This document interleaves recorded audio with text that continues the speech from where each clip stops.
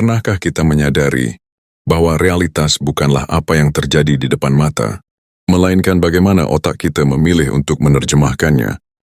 Kebanyakan orang adalah tawanan dari persepsi mereka sendiri. Namun bagi segelintir orang yang memahami kekuatan rahasia, kenyataan ini hanyalah tanah liat yang bisa dibentuk sesuka hati. Rahasia untuk mengubah perspektif dalam sekejap bukan terletak pada apa yang kita lihat, melainkan pada bingkai yang kita pasang. Dalam psikologi gelap ini disebut reframing. Saat seseorang menyerang kita dengan kritik, orang awam akan merasa terluka.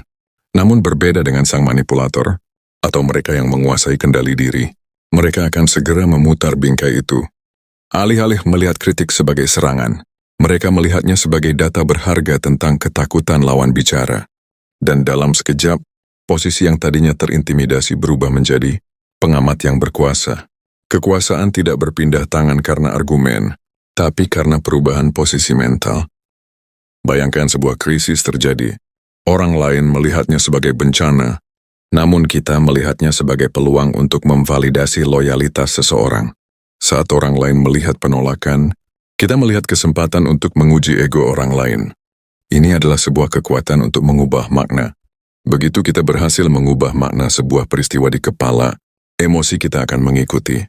Dan ketika emosi kita stabil sementara emosi orang lain kacau, kita secara otomatis memegang kendali atas ruang tersebut. Kita bukan lagi bagian dari masalah.